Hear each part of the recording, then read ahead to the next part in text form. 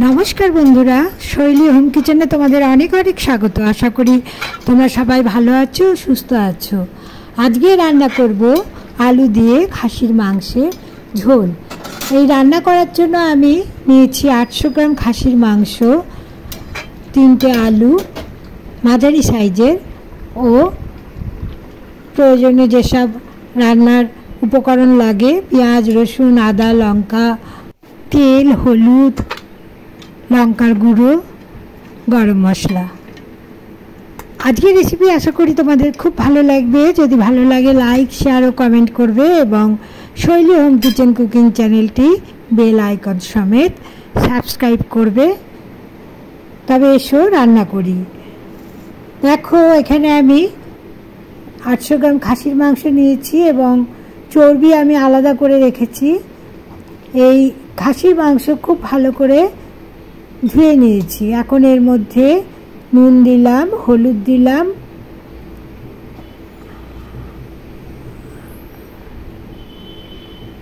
লঙ্কার গুঁড়ো দিলাম 1 চামচ,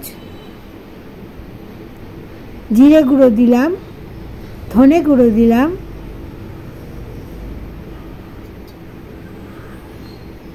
এর মধ্যে দিলাম পেঁয়াজ রসুন আদা লঙ্কা ও গোটা জিরে ও গোটা ধনে বাটা আর দিলাম 3 চামচ সরষের তেল। সমস্ত উপকরণ এবং মাংস খুব ভালো করে মাখিয়ে নেব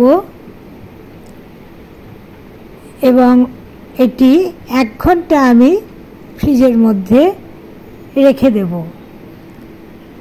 देखो आमी खूब भालो करे माखिए निয়েছি। आजकेर मांसेर झोले आमी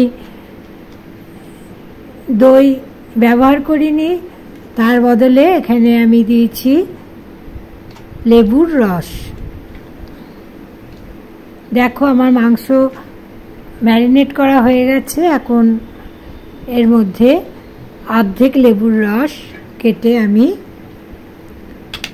দিয়ে দিচ্ছি।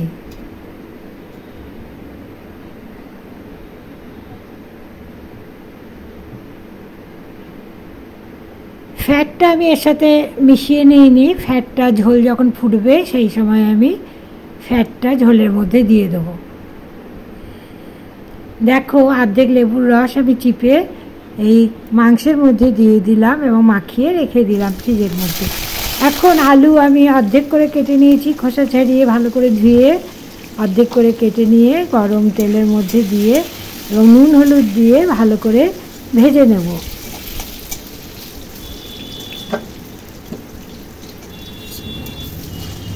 আলুগুলো ভেজে আমি তুলে নিলাম।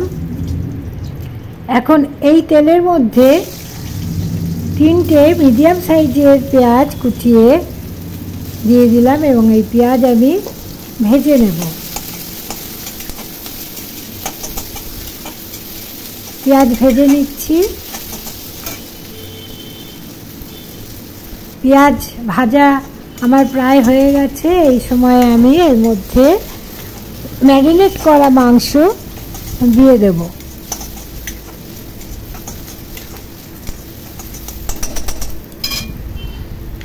পেঁয়াজ ভাজা হয়ে গেছে। এর মধ্যে মাংস মাখা আমি দিয়ে দিলাম।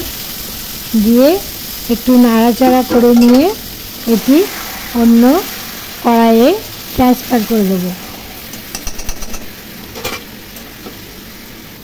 দেখো আরেকটি কড়াই আমি গ্যাসের উপরে বসিয়েছি। কড়াই গরম করে নিয়ে এর মধ্যে পেঁয়াজ ও মাংস আমি ঢেলে দিলাম। এখন এই কড়াইয়ের মধ্যে খুব ভালো করে মাংস কষিয়ে নেব এবং আগের কড়াইয়ের মধ্যে আমি জল গরম করতে বসিয়ে দিলাম। দেখো মাংস আমি ভালো করে কষিয়ে নিচ্ছি। মাংস যত ভালো করে কষাবো তত মাংসের স্বাদ ভালো আসবে। এর মধ্যে কিছুটা নুন এবং কিছুটা হলুদ আমি দিয়ে দিচ্ছি। এর মধ্যে হাফ চামচ লঙ্কার গুঁড়ো দিয়ে দিলাম ও ভেজে রাখা আলুগুলো এর মধ্যে দিয়ে দিলাম। এখন খুব ভালো করে নেড়ে নেড়ে কষিয়ে নেব দেখুন আলু আমি দিয়ে দিলাম।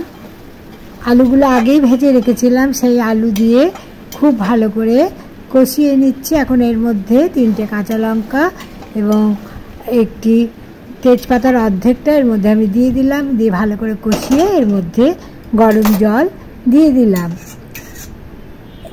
গরম জল দিয়ে ভালো করে নেড়ে এর মধ্যে এই যে ফ্যাট আমি রেখে দিয়েছিলাম সেই ফ্যাট আমি এর মধ্যে দিয়ে দেব। ঝোলের মধ্যে ফ্যাট দিয়ে আমি কুকারের মধ্যে সমস্ত মাংস দিয়ে 4টি সিটি হলে নামিয়ে গরম গরম পরিবেশন করে নেব। দেখুন এখন আমি কুকারের মধ্যে দিয়ে দেব। হয়ে গেছে আমার মাংস রান্না। সবাই ভালো থাকবেন, সুস্থ থাকবেন। নমস্কার।